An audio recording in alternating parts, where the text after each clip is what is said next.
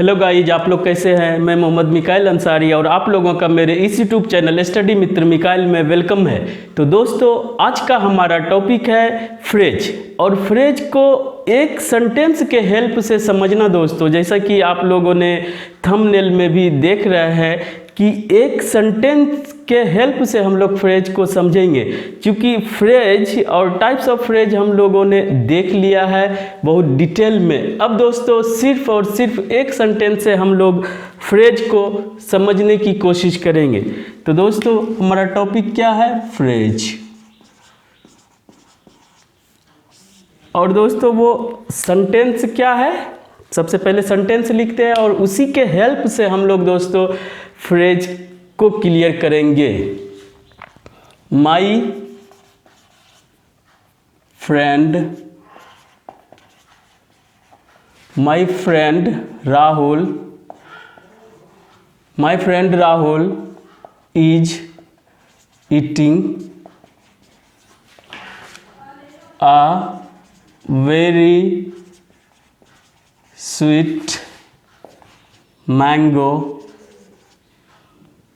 a very sweet mango in the garden। ये एक दोस्तों सेंटेंस है जिसके हेल्प से हम लोग सभी फ्रेज के कंसेप्ट्स को और उसके टाइप्स को ये क्लियर करने की कोशिश करेंगे, समझने की कोशिश करेंगे दोस्तों। तो सबसे पहला हम लोग ये देखते हैं कि थोड़ा सा बोलना पड़ेगा, उसे धैर्य के साथ सुनिए दोस्तों। उसके बाद आपका फ्रेज से रिलेटेड कोई भी कन्फ्यूजन नहीं रहेगा और प्रैक्टिस के रूप में हम लोग इस सेंटेंस के हेल्प से सभी फ्रेजेस के टाइप्स को देखेंगे दोस्तों। तो सबसे पहले फ्रेज क्या होता है? जैसा कि आप जानते हैं कि फ्रेज जो है ग्रुप ऑफ वर्ड्स है, और यही ग्रुप ऑफ वर्ड्स दोस्तों फ्रेज भी होता है, क्लॉज भी होता है और सेंटेंस भी होता है। तो सेंटेंस हम लोग पढ़ चुके हैं डिटेल में, और फ्रेज भी हम लोग ख़त्म कर चुके हैं दोस्तों। बस एक सेंटेंस के हेल्प से हम लोग उसे आज फाइनल टच देंगे। और क्लॉज, बस दोस्तों इसके बाद हम लोग क्लॉज पढ़ेंगे। ये हो गया दोस्तों ग्रुप ऑफ वर्ड्स, फ्रेज हुआ। और उसमें से ये है कि ये कुछ मीनिंग देता है। ये ग्रुप ऑफ वर्ड्स जो है कुछ मीनिंग देता है, लेकिन कंप्लीट मीनिंग नहीं देता है। और इससे इम्पोर्टेंट दूसरी बात ये है दोस्तों कि इसमें जो है सब्जेक्ट और वर्ब का कॉम्बिनेशन नहीं होता है। सब्जेक्ट वर्ब का कॉम्बिनेशन या तो वो सेंटेंस बन जाएगा या क्लोज बन जाएगा। ये इसका मेन पॉइंट है दोस्तों। और इसके टाइप्स को भी हम लोग पहले बोल के क्लियर कर लेते हैं, उसके बाद इस सेंटेंस पे जाएंगे।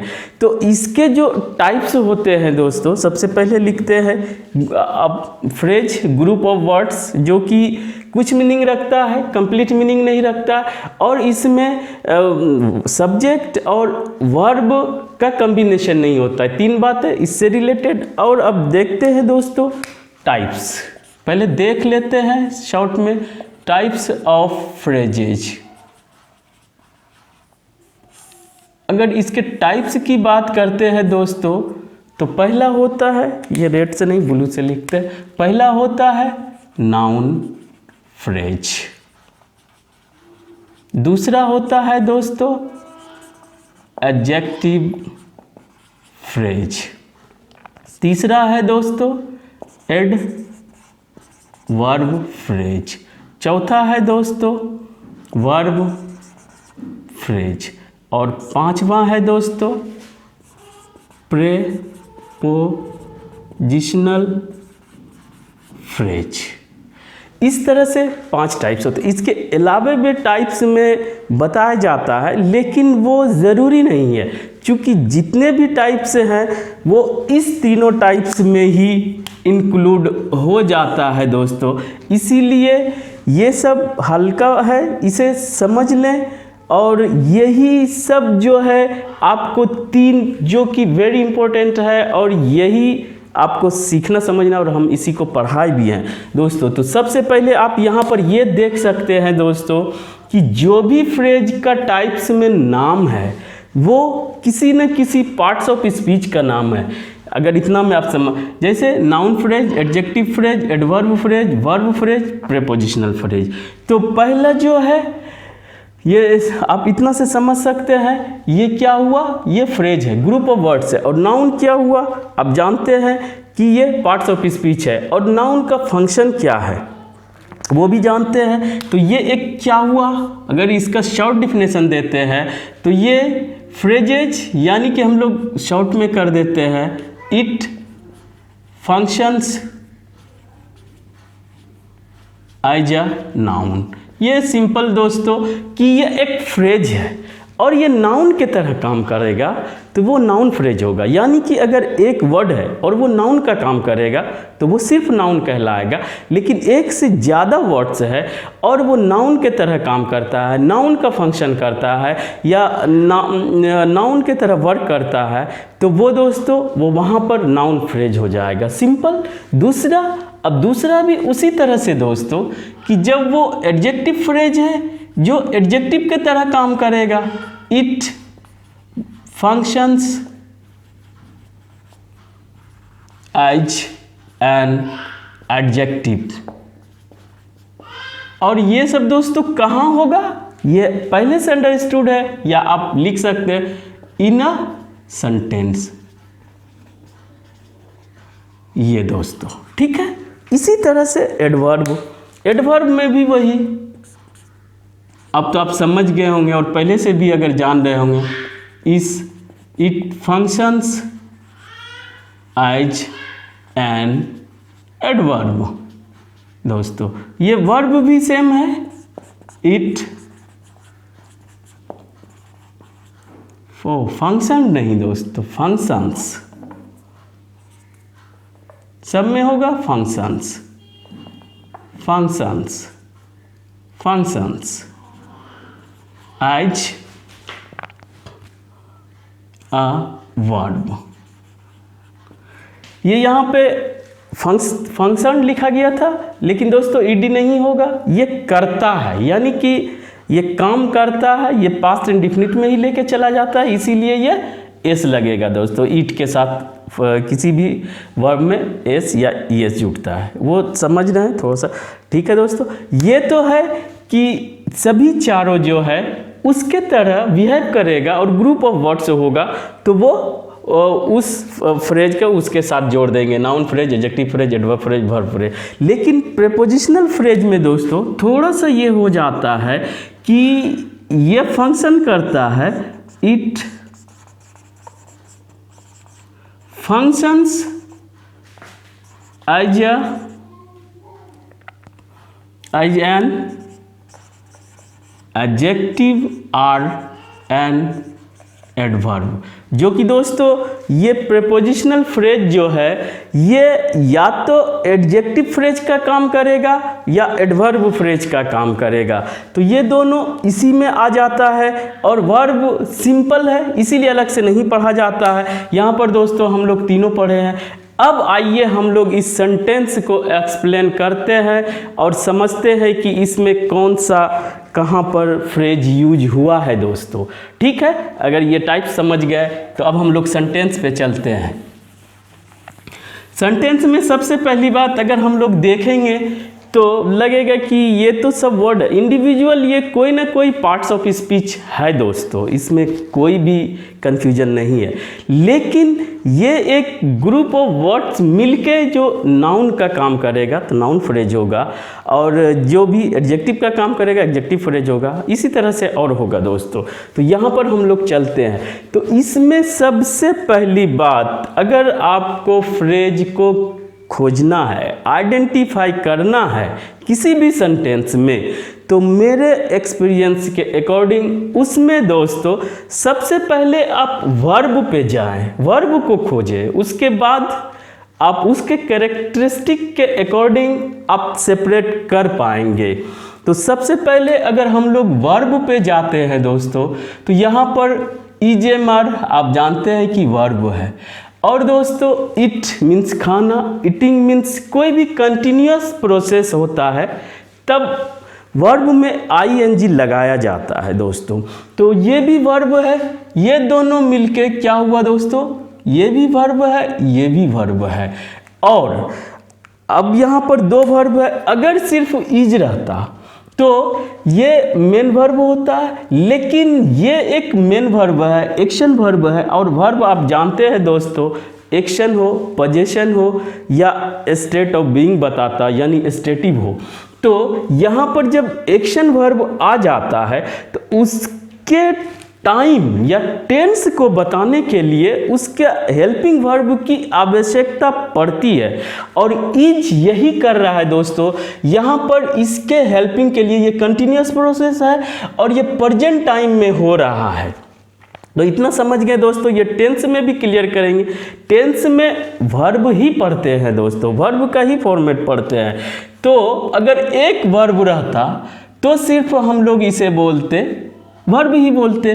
लेकिन जब एक से ज़्यादा वर्ड्स का वर्ब हो जाए तो पहले तो ये एक्शन वर्ब है और ये मेन वर्ब है दोस्तों। और मेन वर्ब के लिए सपोर्ट के लिए जब कोई वर्ब आता है, इज, एम, आर, वाज, वर, और उसका टाइम को बताता है, ये अभी प्रेजेंट टाइम है, अगर यहाँ पे वाज लगा देते हैं तो पास्ट टाइम हो जाएगा, और इसको वेरी करते हैं शैल बी, विल बी लगा देते हैं तो ये फ्यूचर टाइम में। तो इससे क्या हुआ कि ये आपका टाइम बता रहा है और ये टेंस बता रहा है। दोनों मिलके टाइम और टेंस को क्लियर कर रहा है दोस्तों।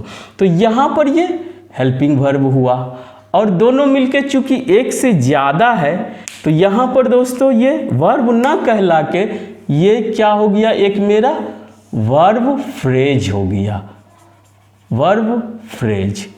और दोस्तों इसमें से कोई कंफ्यूजन नहीं, और वर्ब एक से ज़्यादा रहे वर्ब फ्रेज, और इसमें कोई कॉम्प्लिकेशन भी नहीं है, इसीलिए इसे ज़्यादा पढ़ने की ज़रूरत नहीं है, इसमें कुछ है ही नहीं। बस इतना में आप जहाँ भी देखें पकड़ ले और इसे आप लिख सकते हैं। पहला इस पे जाइए दोस्तों।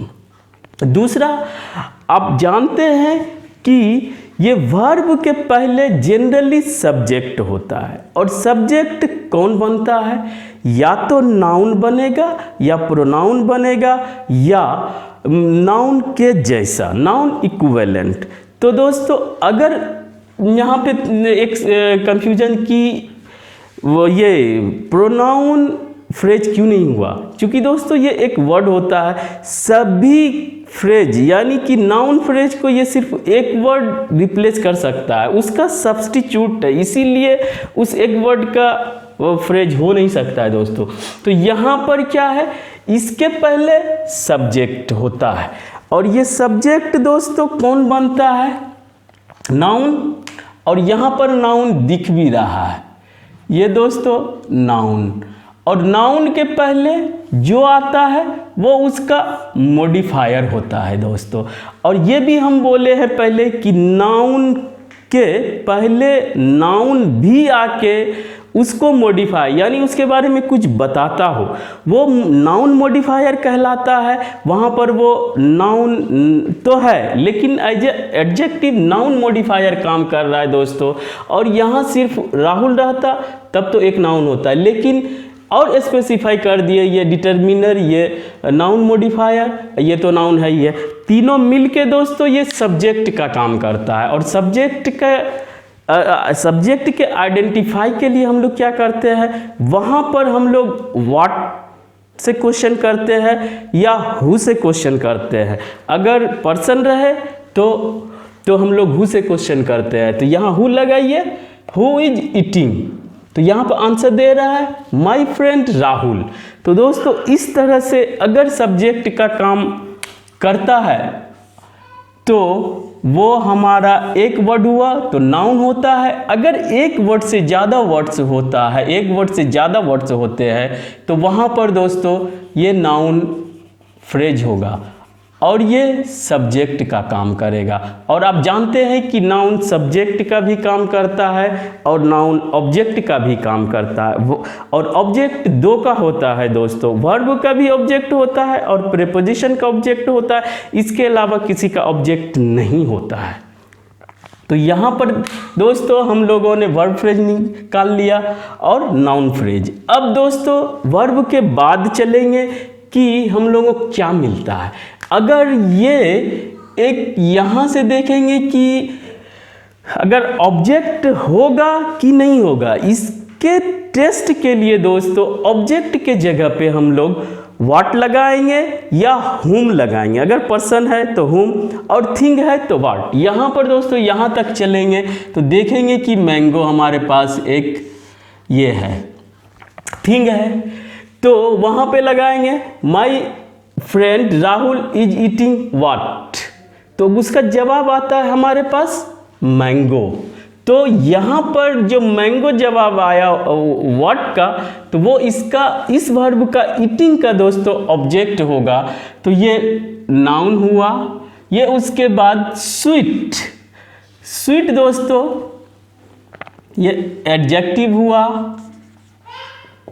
और उसको भी और एम्फसाइज करने के लिए यानी जोर देने के लिए एडवर्ब ऑफ डिग्री का यूज किया गया है, वो है वेरी। ये एडवर्ब हुआ दोस्तों। ये एक सीक्वेंस होता है नाउन, एडजेक्टिव, एडवर्ब और अगर कोई डिटर्मिनर है तो सबसे लास्ट में। यहाँ पे चूंकि एक की बात की जा रही है तो अगर सिंगल नाउन की बात की जाएगी वो काउंटेबल नाउन होगा, तो वहाँ पर दोस्तों ए एन का आना मस्ट हो जाता है अकॉर्डिंग टू इसका साउंड। तो यहाँ पर दोस्तों ये डिटर्मिनर है जिसे कि हम लोग आर्टिकल ही बोलते हैं, अलग से पढ़ते हैं दोस्तों। तो इतना इसका ऑब्जेक्ट हुआ इस वर्ब का। अब यहाँ पर एक और कंसेप्ट है कि ऑब्जेक्ट हुआ तो वो नाउन होना चाहिए। हाँ दोस्तों, ये यहाँ पर से अगर आप लेते हैं 2 वर्ड्स, 3 वर्ड्स या 4 वर्ड्स नाउन को इंक्लूडिंग करके, तो वहाँ पर दोस्तों हमारा वो नाउन फ्रेज कहलाएगा। इसको यहाँ पे नहीं लिखते हैं, यहाँ से यहाँ तक, यहाँ तक, यहाँ तक लेते हैं दोस्तों, ये नाउन फ्रेज कहलाएगा। और दूसरा पॉइंट एडजेक्टिव फ्रेज, अगर सिर्फ ये एडजेक्टिव है इसके बाद एडजेक्टिव को एडवर्ब के साथ इंक्लूड करते हैं तो ये एडजेक्टिव एडवर्ब हो, एडजेक्टिव फ्रेज होगा। इसे लिख लेते हैं दोस्तों। ये अगर यहाँ से इंक्लूड करते हैं दोस्तों तो चाहे यहाँ तक, तो ये एडजेक्टिव फ्रेज होगा दोस्तों। क्योंकि एडजेक्टिव के साथ और अदर वर्ड्स है लेकिन वो सभी मैंगो को ये कर रहा है, मॉडिफाई कर रहा है, मैंगो के बारे में एक्स्ट्रा इन्फॉर्मेशन दे रहा है। तो यहाँ पर एडजेक्टिव फ्रेज हुआ। समझ गए दोस्तों एडजेक्टिव फ्रेज और नाउन फ्रेज समझ गए, किसी को भी ले। और यहाँ पर एक और है जो कि फ्रेज का काम कर रहा है, वेरी एडवर्ब है। वेरी के साथ अगर एक तक लेते हैं दोस्तों तो ये हमारा चूंकि एडवर्ब के साथ डिटर्मिनर है और ये 2 वर्ड्स है तो यहाँ पर ये फ्रेज होगा। और दोस्तों यहाँ पर ये एडवर्ब फ्रेज हुआ। और यहाँ पर ये इतना इम्पोर्टेंट नहीं रखता है, लेकिन ये हम लोग आइडेंटिफाई कर रहे हैं कि नाउन को लेके चलेंगे तो नाउन फ्रेज होगा, एडजेक्टिव को लेके चलेंगे तो एडजेक्टिव फ्रेज होगा, और एडवर्ब को लेके चलेंगे और अदर वर्ड्स है चाहे और एडवर्ब है तो दोस्तों एडवर्ब फ्रेज होगा। ये आप समझ लें। और यहाँ पर नाउन को लेके अब जो मेन आया यहाँ पर हम लोग देखेंगे दोस्तों, ये हमारा क्या है, प्रेपोजिशन है जो कि आप पहले से जानते हैं। और ये दोस्तों ये नाउन है, गार्डन एक नाउन है। और इसका हिंदी अगर समझना सबसे पहले बता देते हैं, मेरा फ्रेंड यानी मेरा दोस्त क्या कर रहा है, गार्डन में एक बहुत ही मीठा आम खा रहा है। ये इसका हिंदी था दोस्तों। और ये गार्डन मतलब बगीचा। तो यहाँ पर जो समझने वाली बात है दोस्तों, यहाँ पर कंसेप्ट है, समझें। ये इतना जो है ये पहले इसका ऑब्जेक्ट है। ऑब्जेक्ट 2 ही का बनता है, या वर्ब का बनता है या प्रेपोजिशन का बनता है। वर्ब के बाद दोस्तों एडवर्ब भी आता है, इसीलिए वहाँ पे चेक करना ज़रूरी हो जाता है। लेकिन प्रेपोजिशन के बाद ये उसका ऑब्जेक्ट ही होगा। अगर नाउन आता है तो कोई दिक्कत नहीं, लेकिन अगर दोस्तों प्रोनाउन आता है तो वो ऑब्जेक्टिव केस में होगा और इसके साथ जेरंड आता है, यानी कि V1 + ing रहेगा नाउन के बाद।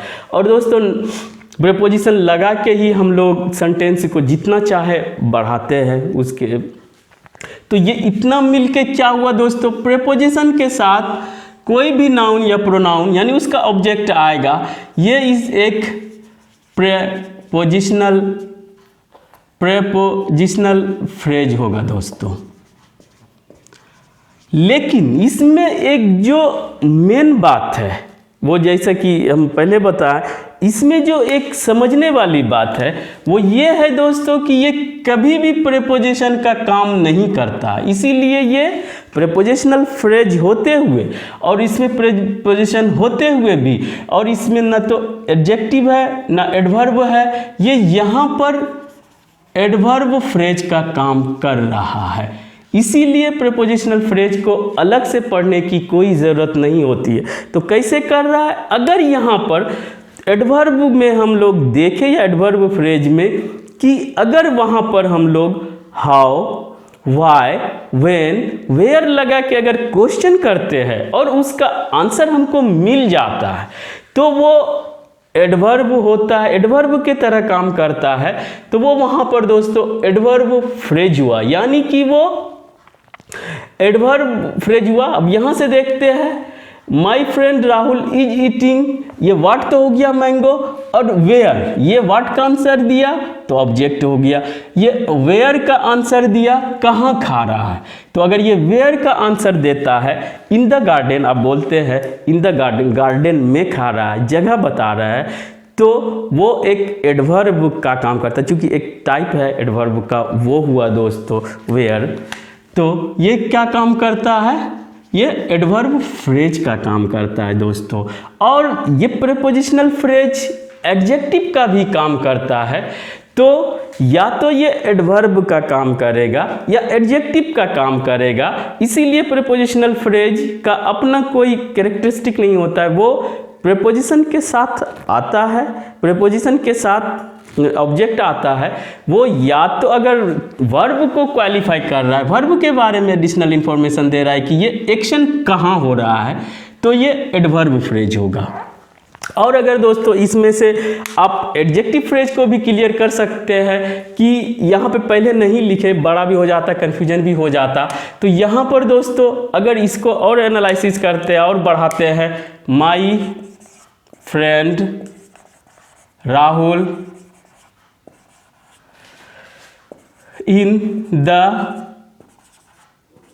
ब्लू शर्ट, अगर इसके जगह पे दोस्तों हम लोग इतना लिखते यहाँ पर, तो यहाँ पर देखिए एक कंसेप्ट है जो कि हम लोग क्लियर करेंगे। और ये सेंटेंस को एनालिसिस अगर आप अच्छे से समझ लेते हैं तो आपका मेरे समझ से फ्रेज में कोई भी कंफ्यूजन नहीं रहेगा।